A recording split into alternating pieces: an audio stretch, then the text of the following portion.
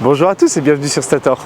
Aujourd'hui, un essai un petit peu exclusif, un petit peu comme je les aime, une petite sportive italienne. C'est la Fiat 500e Abarth qui nous accompagne pour notre demi-tour de l'île, puisqu'on ne va pas faire tout le tour de l'île vu qu'on l'avait déjà fait avec la 500e. On va juste vous présenter le véhicule en passant par le sud cette fois pour vous faire découvrir d'autres coins de l'île. Vous me suivez ?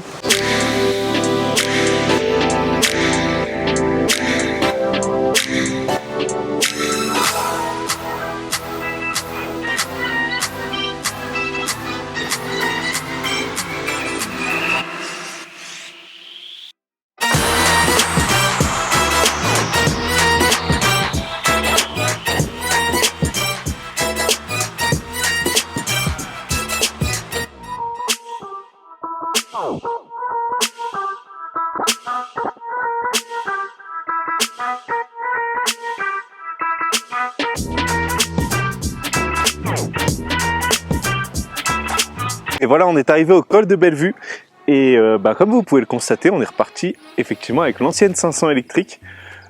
Pourquoi ? En fait, pour les comparer, elles vont avoir clairement une consommation qui va être assez proche finalement. Et jusqu'ici, en tout cas, on y est puisque les deux voitures sont à 76%. Donc d'ailleurs, on est un petit peu plus haut que lors de notre premier essai de la Fiat 500e. Je pense qu'on a tout simplement mieux roulé, il y avait moins de bouchons sur la route. Là, on va profiter du cadre pour vous présenter un petit peu les différences entre les deux voitures. On va pas forcément passer énormément de temps sur cette nouvelle 500 Abarth parce qu'elle a quand même beaucoup de points communs avec la 500 électrique, mais on va quand même souligner les grosses différences. Les grosses différences, justement, ça va se passer surtout sur la face avant de la voiture, puisque c'est à peine visible. Mais ici, les phares ont été redessinés légèrement. Sur l'autre, elle paraît souriante, elle donne du peps, elle a un petit côté joyeux, etc. Ici, c'est beaucoup plus sérieux. On a affaire à une voiture sportive avec du caractère et ça se pose vraiment avec ces phares enfin les yeux de la voiture, comme on dit, qui vous regardent un petit peu furieusement. Après, naturellement ici, le logo Abarth qui n'est pas sur la Fiat 500 électrique, évidemment. Et ici, en toutes lettres, le nom de la marque, alors que sur l'autre voiture, c'est le nom du modèle. Et ça fait une vraie différence. Ça pose vraiment le caractère sportif de la voiture et ça la pose vraiment dans la gamme Abarth. Et si on regarde plus bas, le bouclier qui est ici, il a été entièrement retravaillé avec cette lame ici qui est proéminente, qui va vraiment poser la voiture sur la route, qui va avoir ce caractère extrêmement sportif, ce caractère très sérieux aussi. Au niveau également de la grille, on a un travail qui a été refait complètement. De l'autre côté, c'est en carré. Là, on est vraiment en nid d'abeille pour accentuer encore une fois cette sportivité. Sincèrement, elle s'inscrit complètement dans la marque Abarth. Et ils ont vraiment retravaillé la voiture pour qu'elle puisse rentrer dans cette gamme-là. On va passer sur le latéral. On se retrouve maintenant sur le latéral. Alors sur le latéral, ce qui choque évidemment, ce qui est le plus marquant sur cette 500e Abarth, c'est les jantes qui sont évidemment spécifiques à cette marque. On a un dessin de jantes qui est beaucoup plus sportif que sur la 500e classique évidemment. On retrouve le scorpion de la marque au beau milieu de la jante. C'est très bien incorporé, ça rentre complètement la voiture dans la gamme Abarth. Ce sont des jantes de 18 pouces. Aujourd'hui on est sur la version Scorpionissima de cette Abarth 500e, donc une version un petit peu, une édition limitée et c'est pour l'instant la seule qui est en vente ici à La Réunion. Après, sur les différences par rapport à la 500e classique, ici on n'a plus de vitrage, enfin on n'a plus d'entourage des vitres chromées. Ça rend plutôt bien parce que le chrome c'est plutôt pour une voiture de ville, etc., etc. Là on est sur une voiture, sur une petite pistarde comme on dit. On retrouve encore une fois le scorpion d'Abarth ici avec cet effet éclair là un petit peu derrière qui vient souligner le côté électrique de la voiture, mais après les lignes de la voiture en elles-mêmes n'ont pas changé. À noter par contre qu'en termes de dimension ça a un peu bougé, puisque avec l'ajout des différents boucliers à l'avant et à l'arrière, elle a gagné 4 cm de long. Elle fait maintenant 3,68 m de long pour 1,68 m de haut et 1,52 m de large, donc elle est aussi un petit peu moins large. Par contre en hauteur ça a quasiment pas bougé, on a perdu 1 mm. On va passer sur l'arrière. Donc on se retrouve sur l'arrière où ça va aller très très vite. Déjà, les différences par rapport à la 500e, c'est qu'il n'y a plus le nom du modèle ici. Ils ont préféré renommer la marque en entier ici. Donc on est bien sur une Abarth. Et après, c'est à peu près tout, sauf sur la partie diffuseur, sur la partie basse, où on retrouve un diffuseur beaucoup plus sportif, beaucoup plus marqué que sur la version classique Fiat 500 électrique. On est maintenant sur une Abarth, et dans les 4 cm de plus qu'il y a en long, il y en a quelques-uns qui sont ici. Quant au coffre, eh bien, c'est exactement le même que la Fiat 500, donc je vous invite à retourner voir l'autre vidéo.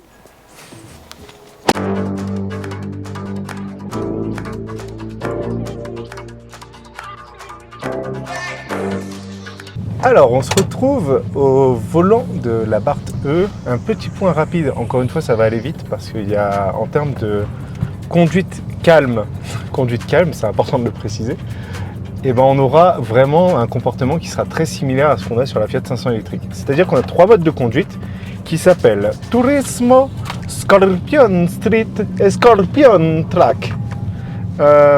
Du coup, c'est grosso modo le même fonctionnement que les 3 modes de conduite de la Fiat 500, à savoir Sherpa, Range et Normal. En mode Turismo, le mode dans lequel on est actuellement, dès que je vais lever le pied, il va y avoir un freinage régénératif qui sera extrêmement fort et qui va aller jusqu'à l'arrêt. Là, vous le voyez derrière moi, ça bouge plus. J'ai pas besoin d'appuyer sur le frein et ça freine vraiment très très fort. Donc ça, c'est vraiment très appréciable. En mode Scorpion Track, par contre, on n'a plus de régénération du tout. Donc là, on va tout gérer avec le frein et on va vraiment se rapprocher du comportement d'une voiture thermique, d'une Abarth thermique. Et on va pouvoir retrouver un petit peu ce mode de conduite là où en levée de pied, on n'a pas de régénération, il faut appuyer sur le frein, etc. On a vraiment une conduite normale, en tout cas très proche d'une voiture thermique classique chez Abarth. Et ensuite, deuxième chose qu'il faut noter sur cette Abarth électrique, évidemment, c'est le bruit du moteur. Le bruit du moteur qui est complètement asservi à la position de la pédale. Donc si j'appuie à fond sur la pédale, l'enceinte derrière va faire beaucoup plus de bruit. Sincèrement, faut s'y faire et je crois que je m'y suis fait. Alors j'aime pas du tout le bruit sur les voitures électriques, mais celui-là bizarrement il me fait rire. Donc c'est naturellement pas le bruit du 4 cylindres d'Abarth. C'est pas du tout la même chose et je pense que c'est assumé. À mon avis, ils n'ont jamais voulu faire la même sonorité exactement que les Abarth thermiques. On est sur une voiture électrique, ils voulaient lui donner une sonorité et je trouve que cette sonorité, elle est bien travaillée finalement. Puisque ils sont pas allés ils n'ont pas poussé le vice à simuler les passages de vitesse, etc., etc. Là, c'est vraiment un truc qui est complètement lié à la pédale d'accélération et je trouve que du coup, ça rend très très bien. Sincèrement, en tout cas moi, j'aime bien. Je sais que ça cause débat sur internet, ça cause débat dans les vidéos. Ensuite, pour finir sur ce petit point dans les plaines, alors on est sur une 500 électrique sportive et le toucher de route le dit. C'est-à-dire que là, on va essayer de prendre un virage un peu vite, peut-être pas celui-là parce qu'il est un petit peu en dévers et il est un peu dangereux, mais le prochain ici que je connais bien, ça devrait bien se passer. Donc, on freine un peu en entrée de virage et on y va fort. Hop. Sincèrement, ça se place très très bien. Oh, c'est trop bien. On va calmer le jeu parce qu'il y a Pierre Guy à côté de moi qui est affolé. Bon, on se met pas en danger non plus, mais sincèrement sur la piste, ça doit être un régal. Vraiment, ils ont vraiment retravaillé. La 500e avait un petit comportement aussi un petit peu joueur comme ça. C'était pas du tout le but de la voiture. La 500e Abarth, elle a été faite pour ça et le châssis a été travaillé pour ça. C'est vraiment le toucher de route est vraiment génial. J'ai pas eu l'occasion de rouler en Abarth thermique malheureusement. Je sais que l'Abarth thermique, elle n'est pas forcément connue pour sa puissance. Celle-là aussi, elle n'est pas extrêmement puissante. Elle est naturellement plus puissante qu'une 500e. Mais elle est plutôt connue pour sa tenue de route et évidemment la sonorité de l'Abarth. Là, on retrouve un petit peu cet esprit. La tenue de route, on y est. Clairement, c'est une des voitures qui tient le mieux la route qu'on ait conduite ici dans les plaines. Et la sonorité, comme je vous le disais, c'est une sonorité que je dirais électrique. C'est vraiment pas fait pour simuler un bruit de moteur thermique. Pour finir, au niveau du maintien des sièges, on est sur des sièges qui sont en Alcantara. Le maintien est très bon, ils sont bien formés, on glisse pas du tout dans le siège, donc ça c'est très très bien. Et ça se passe vraiment bien dans les plaines, même à allure soutenue, on va dire. On a de quoi s'amuser, on n'est pas forcément en danger si on sait conduire. Et on a aussi un maintien qui est très bon. Et si on n'a pas envie de rouler vite, et ben même à allure modérée, finalement on va retrouver tous les avantages de la 500 classique, à savoir la forte régénération et jusqu'à l'arrêt en plus. Donc ça c'est vraiment très très bien.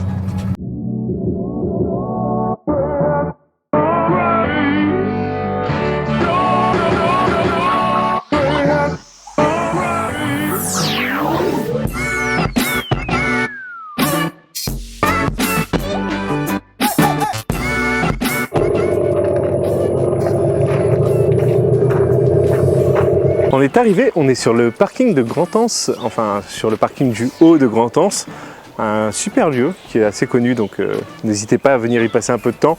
On y passe rarement, donc autant en profiter. Là, on va profiter de l'arrêt pour vous parler de l'intérieur de la voiture, mais d'abord un petit point sur la conso, etc. etc.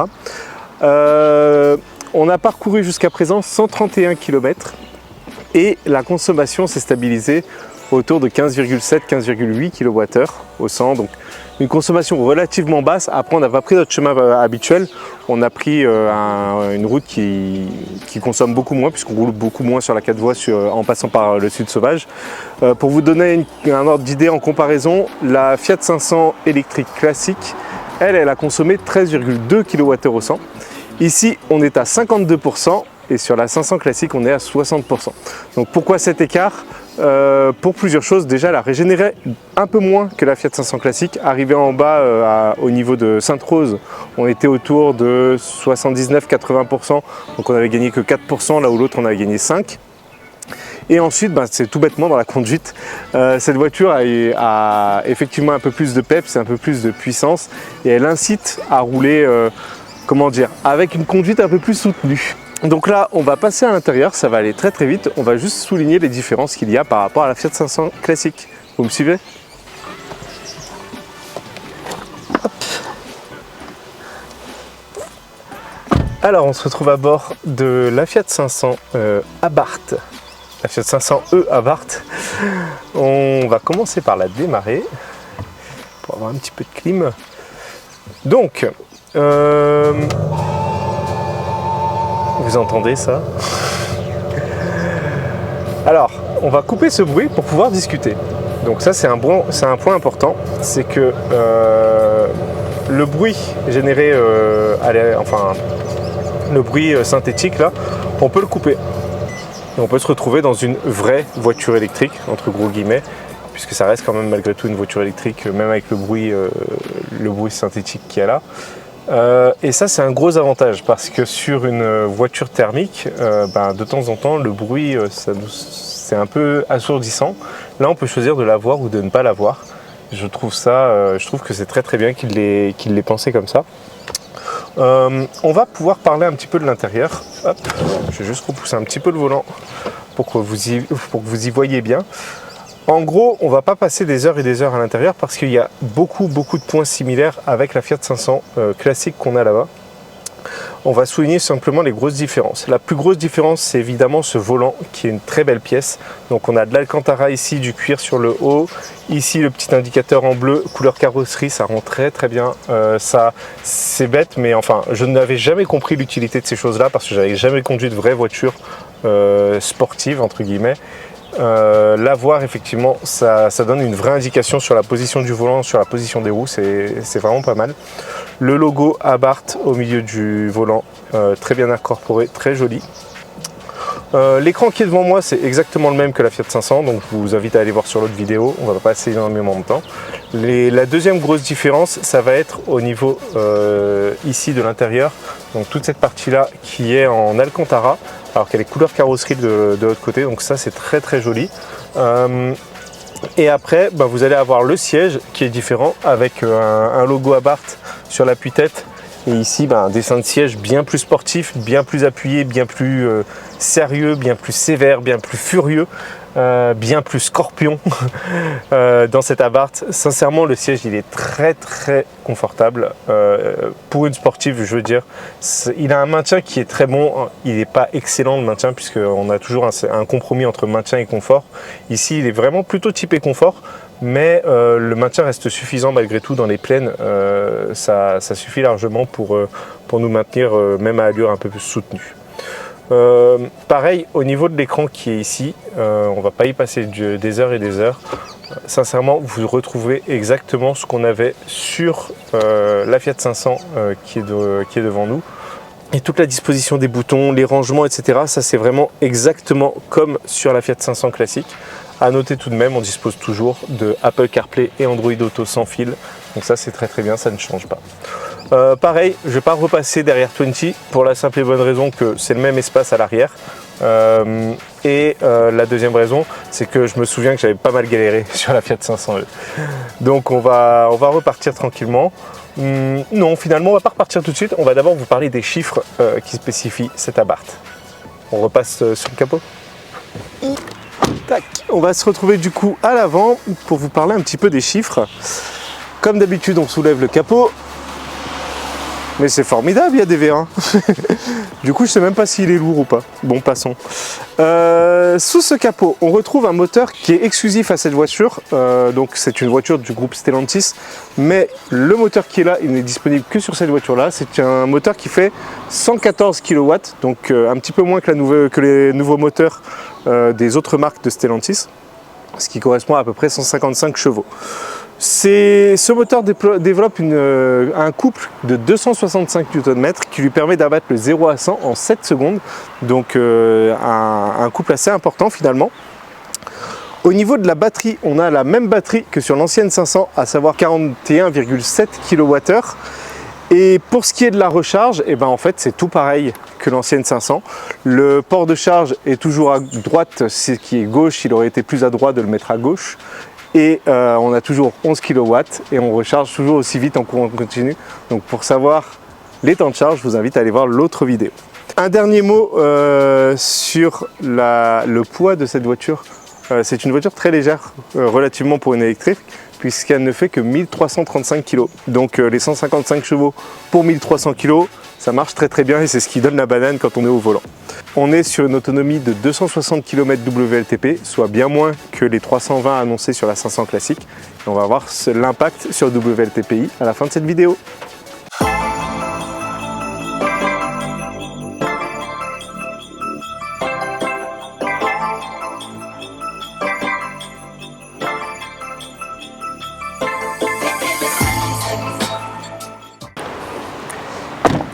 Et donc voilà, de retour à Saint-Pierre, l'heure pour nous du bilan pour cette Fiat 500e Abarth. Alors, on a parcouru aujourd'hui 146,8 km exactement. La consommation de cette Fiat 500e Abarth s'est stabilisée à 16,1 kWh au 100, alors que la 500 classique qui doit être garée dans le coin, elle était à 13 et quelques. Donc évidemment celle-ci elle consomme un tout petit peu plus. C'est dû à quoi? C'est dû au moteur. Comme c'est pas le même, celui-ci est plus puissant, il y a plus de résistance dedans. C'est dû aux jantes. Celle-ci, on a des belles jantes taille basse qui tapent bien dans le dos quand on prend les dodanes un peu vite et qui sont plus grandes. C'est dû aux artifices aérodynamiques divers et variés qui permettent de plaquer la voiture au sol quand on roule très vite. Donc tout ça fait que cette voiture naturellement elle consomme plus que la Fiat 500 classique. Maintenant, qu'est-ce que ça veut dire en termes de WLTPI? On ne va pas pouvoir calculer le WLTPI à partir des données que je viens de vous donner là, puisqu'on n'a pas fait le parcours habituel.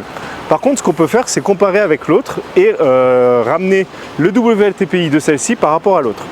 L'autre a consommé 55% de sa batterie. Elle est arrivée ici avec... elle a consommé 45% de sa batterie et elle est arrivée ici avec 55%. Celle-ci a consommé 55% de sa batterie et est arrivée à 45%. Vous me suivez? Donc du coup, on peut dire que celle-ci consomme grosso modo 22% de plus que la Fiat 500 classique. Ce qui fait qu'on doit en retirer 22% des 270 km WLTPI de la Fiat 500 classique. Ce qui ramène cette Fiat 500e Abarth à environ 225 km WLTPI. Ce qui est Un chiffre tout à fait correct compte tenu de comment on l'a conduite aujourd'hui et comment l'autre a été conduite, puisque l'autre a été conduite plutôt sagement, là où celle-ci on appuyait dessus entre deux dos d'âne. Donc en termes de consommation, je pense que vous allez pouvoir largement faire en vrai 250 voire plus kilomètres. En tout cas en roulant en ville, et en prenant la 4 voies, en roulant normalement entre guillemets, sans faire des accélérations tous les 4 matins. A noter aussi que si vous désactivez le bruit du haut-parleur à l'arrière, et ben vous gagnez quelques kilomètres parce qu'il consomme un peu d'électricité. Pas du tout, ne faites pas ça. Le bilan maintenant au niveau des tarifs. Les tarifs, c'est assez simple puisque aujourd'hui, comme je vous le disais, il n'y a que cette version-là qui est disponible.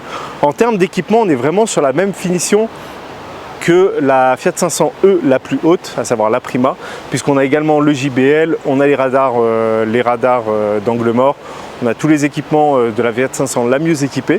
Fiat 500 la mieux équipée qui est aujourd'hui vendue à 44 600 €, donc sur la Prima. Cette Fiat 500e Abarth, elle est vendue quant à elle à 48 600 €, donc 4 000 € de plus. Et sincèrement, ça les vaut. Je n'ai pas d'autres mots. Pour 4 000 €, les 4 000 €, moi je les mets tous les jours pour avoir cette version-là plutôt qu'une 500 classique. Rien que pour le bruit du moteur, que normalement je dois détester et pourtant que j'adore. Donc voilà pour les tarifs de cette Fiat 500. Enfin de cette Fiat 500 Abarth. En tout cas aujourd'hui c'était 20. On se retrouve très très vite pour d'autres essais électrifiés, pour d'autres essais de petites sportives. Peut-être pas aussi petites que celle-ci, mais d'autres sportives vont arriver. Bientôt chez Fiat, on aura la Fiat 600e qui devrait arriver, donc restez à l'écoute de la chaîne. On a encore beaucoup de choses à vous montrer. On se retrouve très bientôt et bonne journée les électrifiés.